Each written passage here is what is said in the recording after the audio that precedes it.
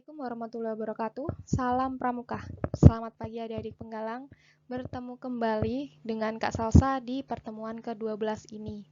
Hari ini kita akan mempelajari mengenai tanda jejak. Apa sih tanda jejak ini?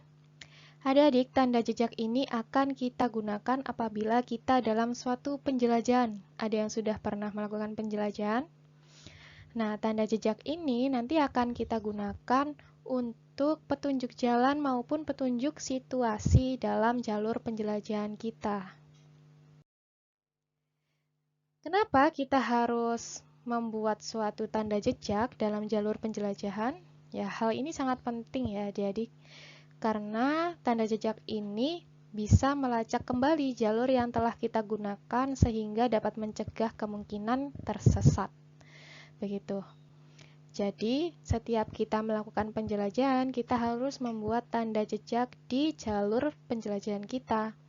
Selain itu, misalnya adik-adik ya, kalian berangkat penjelajahan satu regu, ya, satu kelompok gitu.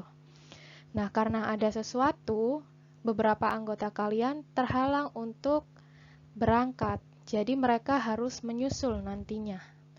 Berapa anggota berangkat terlebih dahulu. Nah, anggota yang berangkat duluan itu harus membuat tanda jejak.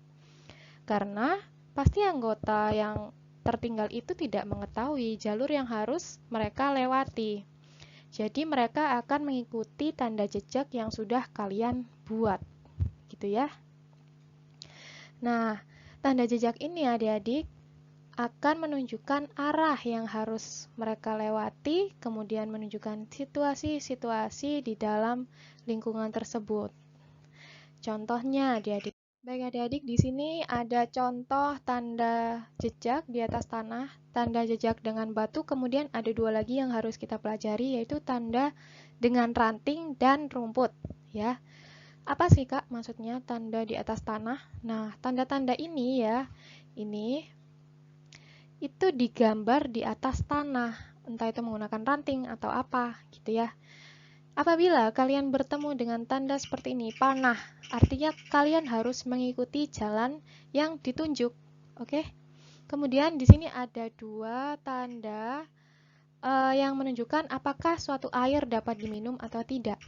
Apabila ada simbol air seperti ini ya, kemudian dikelilingi dengan oval, bentuk oval berarti air tersebut dapat diminum. Kemudian apabila bentuknya segitiga, berarti air tersebut tidak dapat diminum.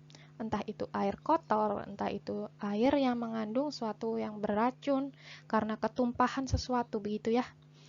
Kemudian sampingnya ada simbol lingkaran besar yang di dalamnya ada lingkaran kecil. Artinya apa? Saya telah kembali gitu. Misalkan ada tadi ceritanya kan ada teman-teman regu kalian sudah berangkat terlebih dahulu tuh ya. Terus kalian menyusul. Nah, apabila kalian bertemu seperti tanda ini, berarti artinya teman-teman kalian yang sudah berangkat terlebih dahulu itu kembali, tidak melanjutkan perjalanannya. Kemudian apabila kalian menemukan tanda segitiga, artinya apa? Ada bahaya di lingkungan tersebut. Jadi kalian tidak boleh berlama-lamaan di lingkungan tersebut dan harus segera bergegas pergi. Oke. Kemudian bawahnya. Di sini ada simbol sungai, kemudian di tengahnya ada 3 garis. Artinya sungai tersebut dangkal. Mungkin kalian melewati jalur penjelajahan yang melewati sungai, kemudian kalian melihat ini, artinya berarti sungai tersebut dangkal, ya. Kemudian sampingnya ada angka 3, ada angka di dalam persegi panjang yang ada anak panahnya. Artinya apa? 3 langkah akan ada tanda panah, ada surat. 3 langkah arah panah ada surat. Nah, berarti ini angka ini menunjukkan banyak langkah. Kemudian kalian akan menemukan suatu surat yang mungkin itu berisi sebuah petunjuk, begitu ya. Kemudian sampingnya ada persegi panjang yang tengahnya ada lingkaran kecil. Artinya apa? Bahaya, tolonglah. Nah, mungkin teman-teman kalian yang sudah berangkat terlebih dahulu, dalam lingkungan tersebut dia terjebak oleh bahaya dan kalian harus menolong.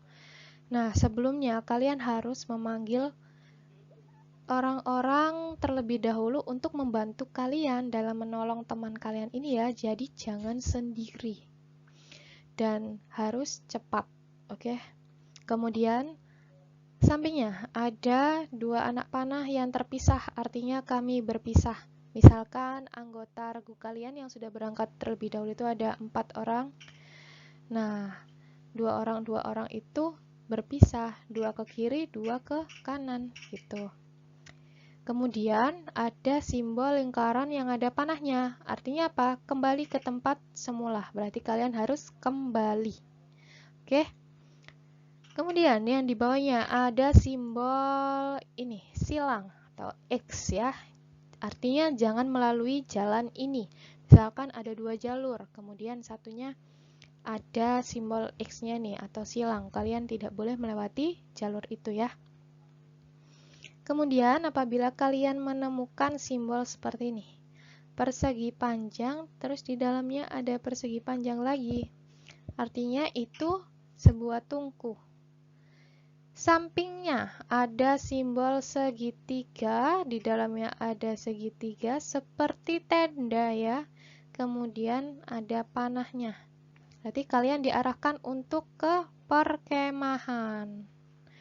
Misalnya teman-teman kalian yang sudah berangkat terlebih dahulu itu beristirahat dan membuat suatu perkemahan, mendirikan tenda begitu. Nah, kalian berarti harus menyusul ke perkemahan tersebut dengan melihat arah anak panahnya.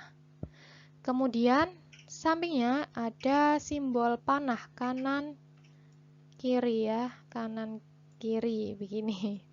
Nah, artinya kembali. Nah, kalian harus kembali. Kemudian yang terakhir, di sini ada anak panah. Kemudian di tengahnya ada simbol 2 garis, artinya apa? Lalui rintangan. Nah, jadi kalian harus mengikuti arah anak panahnya dan di jalur tersebut ada rintangan yang harus kalian lalui, begitu. Kemudian selanjutnya adalah tanda-tanda dengan batu. Jadi tanda jejak ini dibuat menggunakan batu, ya. Nah, apabila kalian menemukan 2 batu yang disusun ke atas, ya, ditumpuk seperti ini dengan seimbang, kemudian ada batu kecil di samping kirinya, berarti kalian harus ke kiri. Apabila batu kecilnya di kanan, berarti kalian harus ke kanan. Nah, kalau misalnya hanya ada 2 batu ditumpuk seperti ini, kalian harus jalan lurus. Kemudian, di sini ada batu yang disusun. Nah, ini membentuk suatu arah ya. Di sini keterangannya jalan ke arah yang ditunjuk batu di ujung. Nah, ini seperti suatu panah nih. Ya, berarti kalian harus ke kanan. Kemudian di sini di bawahnya kalian melihat ada 3 jalur ya, ke sini, atau jalan terus. Nah, kalian belok ke jalur yang tidak ada batu yang menghalangi jalur tersebut. Oke. Kalau di gambar ini berarti kalian harus ke kanan ya. Kemudian apabila suatu jalur ditutup menggunakan batu ini, maka kalian tidak boleh melalui jalur tersebut. Jangan ikuti jalan ini. Gitu. Kemudian di sampingnya apabila ada berapa batu ini? 1, 2, 3, 4, 5, 6, 7, 8, 9, 10. Ada 10 batu yang disusun seimbang ke atas. Berarti di situ ada bahaya. Ya. Kemudian yang terakhir, ini ada 3 batu yang disusun. Berarti kalian harus jalan ke arah kanan. Nah, 2 lagi kita harus pelajari mengenai tanda-tanda menggunakan ranting dan rumput. Jadi kalau ranting berarti menggunakan ranting ya. Misalkan kalian bertemu di jalan. Kan di jalan itu banyak ranting-ranting. Itu kalian bisa gunakan untuk tanda jejak. Ya. Misalnya yang pertama ini. Rantingnya ditancapkan ke tanah, kemudian dipotong ke arah kanan. Artinya kalian harus jalan ke kanan.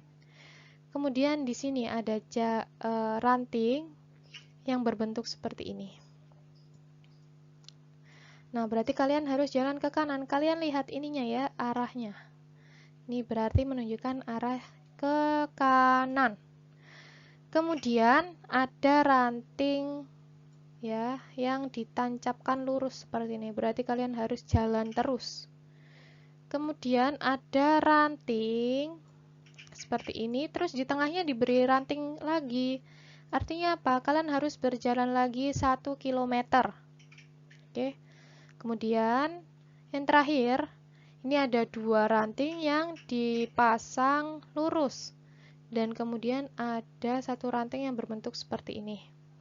Artinya di situ ada bahaya. Ya, mungkin tanda-tanda dengan ranting ini lebih sulit dimengerti.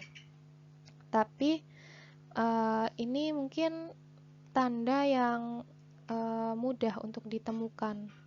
Daripada menggunakan gambar yang ada di tanah, mungkin itu bisa hilang. Kemudian batu-batu itu juga banyak ya. Kemudian ada tanda-tanda menggunakan rumput. Nah, tanda-tanda menggunakan rumput ini apabila kalian berada di suatu lingkungan yang hanya ada rumput di situ, jarang sekali ada pohon, ada batu ya. Pernah tidak adik-adik melalui suatu padang rumput?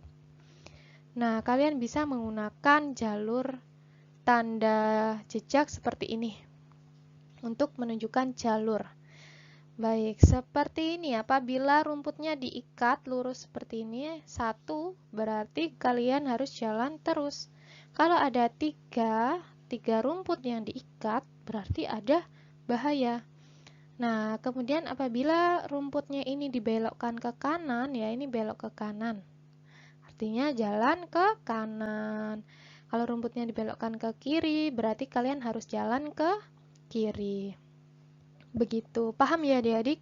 Berarti kita sudah mempelajari 4 tanda jejak menggunakan apa tadi yang pertama? Menggunakan ini ya yang di tanah, digambar di tanah. Kemudian menggunakan batu, menggunakan ranting, dan yang terakhir menggunakan rumput. Baik adik-adik, sekarang Kak Salsa akan menjelaskan mengenai pengerjaan tugas yang harus kalian selesaikan.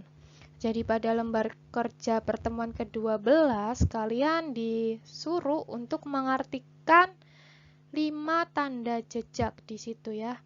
Di situ ada tanda jejak yang menggunakan ranting dan yang digambar di tanah. Kalian tuliskan artinya di kotak yang berwarna biru.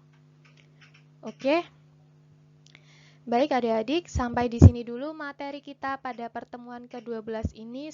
Semoga bermanfaat untuk kedepannya dan semoga COVID-19 segera berakhir sehingga kita dapat bertatap muka secara langsung dan praktek langsung bagaimana menggunakan tanda jejak ini. Pasti lebih seru daripada kita hanya menerima materi seperti ini, betul? Oke. Mohon maaf apabila Kak Salsa banyak kesalahan kata saat menyampaikan materi hari ini. Kak Salsa akhiri. Wassalamualaikum warahmatullahi wabarakatuh. Salam Pramuka.